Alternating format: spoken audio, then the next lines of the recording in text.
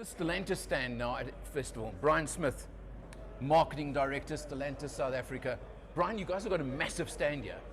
Yeah, how's it, Alan? We got all 6 brands, in fact 7 brands represented here today. We thought it was very important to make sure we had representation, adequate representation across the brands, and it's a great opportunity to showcase some of the cars. Absolutely. We're going to just do a flash across the brands. What you got here? Let's just look. We're at Peugeot first, right? Yeah, so we start at Peugeot. Of course, we have the beautiful 3008 GT line here up front. Right. More importantly, perhaps on the track, for the weekend, we have the 2021 South African Guild of Mobility Journalists Car of the Year 2008 GT. Right. In addition, the 2022 Motor Enthusiasts winner for SAGM 208. So those will be going around the track. 2 good cars. I've driven both of them, experienced both of them.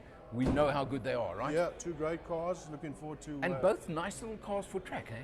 Because they both nippy. Well suited, absolutely. 96 kilowatts, nice 6-speed automatic transmission.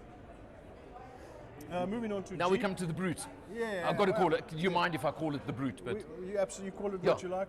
Of course, the Jeep Gladiator, still the only convertible bakkie available in South Africa.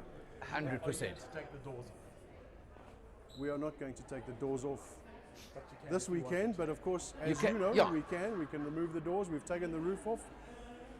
You can fold the front windscreen flat.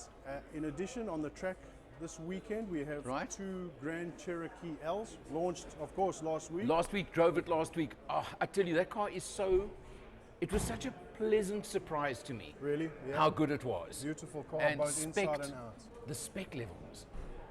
I mean, the Overland in the middle, I still think is the sweet spot in a lot of ways. Well, yeah, the Overland's a great car, Alan, you're right. It's got the air suspension, it's got the 3 screens in front, the passenger, 10.25-inch passenger screen, so it represents great value, absolutely. The Summit Reserve is the plush, almost over plush version, but I think it fits the American kind of standard in a lot of ways. I think it does have some nice additions. Correct. It does have the quadra drive 4x4 suspension with a 4x4 system with the electronic limited slip diff, and of course it has the night vision functionality as well. That one is nice. That one is good.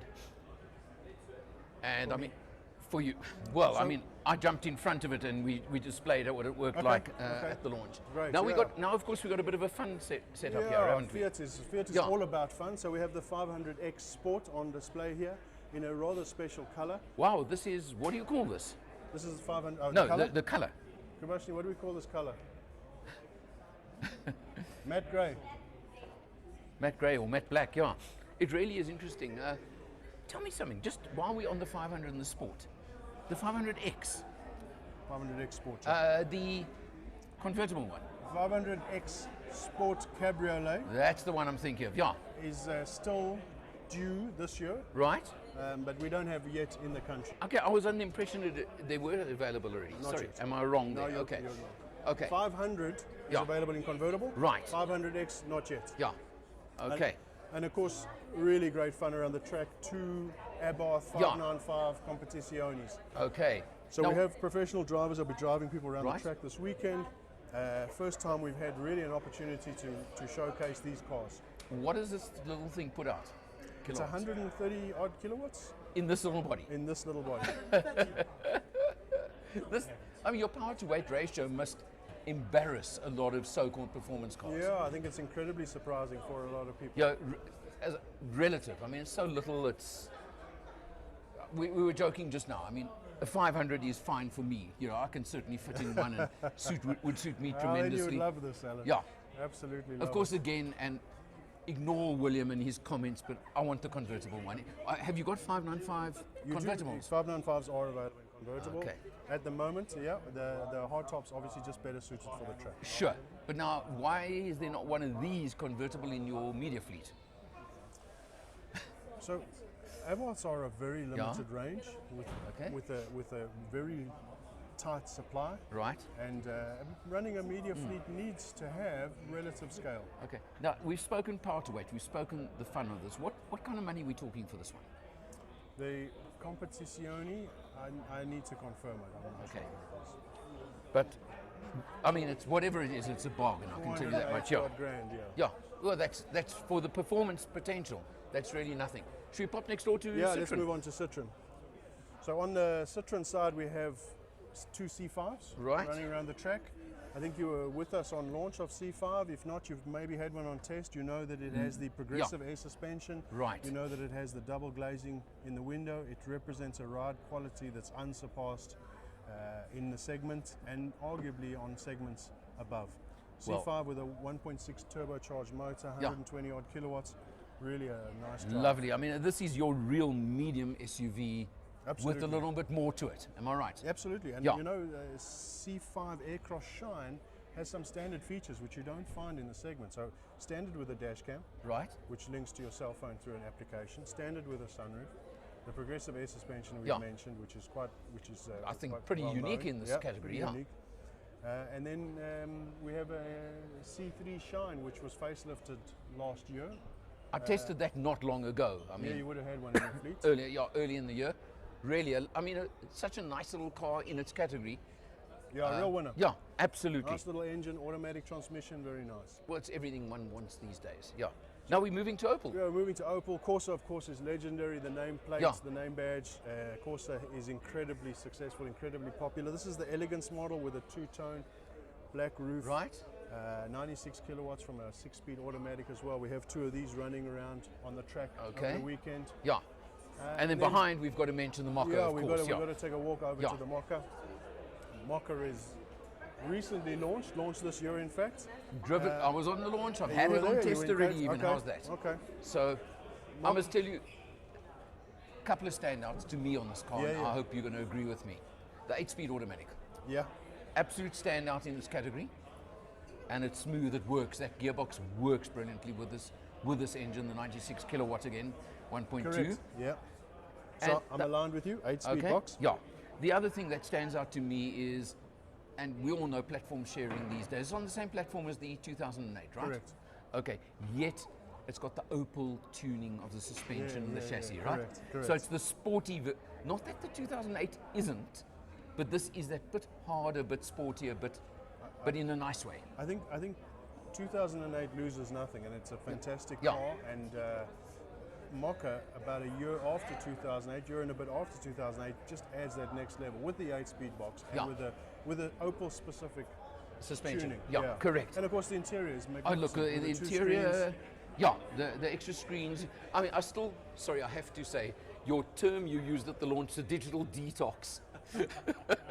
I'm sorry, I have to bring that in. Because it is so digital. And I mean, it's also got one or two other unique features. That little toggle for the little gear transmission lever. instead Oh, of the yeah. gear lever. Ah, that's beautiful. But you got into trouble with one feature. Okay. I'm sorry to tell you. Just one, yeah. There's one you got into trouble with my wife, okay? Okay. It's got massage function for the driver, not for the passenger. On the Clearly the solution is Yeah. you have to buy one for your wife, right? Or let her drive. no. I mean, she wants to drive. That's the problem. Yeah. Okay. But- So I'm in trouble with your wife, or I'm in trouble with you. It can go both ways. But yeah, Yeah, it's a great function. Yeah. Obviously, a lot of the time is spent alone in the car. Correct, yeah. And you have to weigh up the costs of bringing a car that's over-spec'd and unaffordable versus a car that's well-spec'd and reasonably priced. correct. Yeah. So- Look, it's market competitive. That's the point, price-wise even. Yeah. Yeah, everybody went 520 at the launch, and then suddenly you look at this market segment, Well, I think and with the spec level, it's and it's hard to especially beat. At that Yeah. price point, it's hard to beat. yeah, And especially the upper spec one. I mean, there's no doubt. there's no on the Yeah, GS. yeah, the GS line. And as a final thought, I have to tell you that we did not bring in enough of this green. Interesting. Absolutely oversubscribed. I must tell you one other thing about this car that I found very interesting. I call it the coupe crossover SUV. Yeah, the sort of sharper line Sure. at the rear, etc., which generally speaking compromises either rear seat or boot. And like one manufacturer chooses rear seat space, one chooses boot, whatever, you realize you've got a certain restriction. We went out one night, a friend of ours who is 1.9 meters tall. I put him in the back seat behind my sitting, and he commented, "There's so much space in here." And I was thinking it's compromised. 1.9 meters tall. Yeah, It's two of you. almost, but not quite. Should we move on to Alfa? Yeah, let's have a look. Well, now we get to, of course, can I call it the emotional brand? You can, the emotional brand, the passion brand. Yeah. Everybody's got an Alfa story, absolutely. And of course, this is the one you're sending to me on test straight after festival. Yes. Right. This is my car, my company car that I'm sending to you on test after festival. So, yeah. No, it's my company car. It was Brian's car. So it's nicely running. Okay. So I can do what I want with it. You can't take it to your farm, Alan, no. Okay. Stelvio, now let's just talk. I mean, this is the Q4. That's, of course, the Yeah, so let's QV. move straight on to them. Giulia right? QV, We've got the Giulia QV.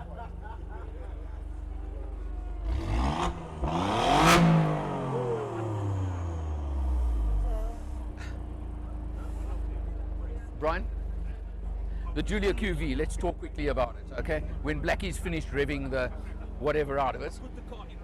Yeah, Okay, the Giulia 2.9 QVs. V6, right? 2.9 V6 bi-turbo, 393 kilowatt standard. It's a monster. We've got professional drivers taking people around the track this weekend, both in the Giulia QV as well as the Stelvio Q at the back. Right. Absolutely, you can hear it. They've had Mopar aftermarket, Alfa approved Akrapovic exhaust fitted to the cars. They really are quite unique, quite special. Okay, and the 2 litre is 206 kilowatts, isn't it? 2 litres, 206, Yeah, correct. right. So you've got both. You've got them there. They sorted. I mean, got to be lots. We all know what they're like. I mean, the most underrated sedan probably on the South African market. Arguably, certainly one of the most underrated Even and sedans. I don't care whether you're talking the QV or the 2 litre version. Oh no, the 2 litre is special. Yeah. So they both are very special. And I think that, as you suggest, one of the most underrated because it's really one of those cars you have to drive. You spoke about the passion brand, and Alfa is the passion brand. If you haven't driven one, you don't really know what you're missing out on. So great opportunity. If you're around this weekend, drive the cars. If not, get down to a dealer. Get down there, get to experience. I've got to quote Jeremy Clarkson's famous comment. You know what that is? You cannot call yourself a petrolhead until you've owned an Alfa in your life. Not driven, owned. Owned. Yeah, so, and I have owned one in my life, okay? So. You also can't be happy. You're a petrolhead. Yeah. Brian, thanks for showing us the whole range. Absolute pleasure. Thanks Best of very luck much. for the weekend. Thanks very much. You know you're going to do well. Nice to see you. Yeah, we're looking forward to it. Guaranteed. Thanks a lot. Cool.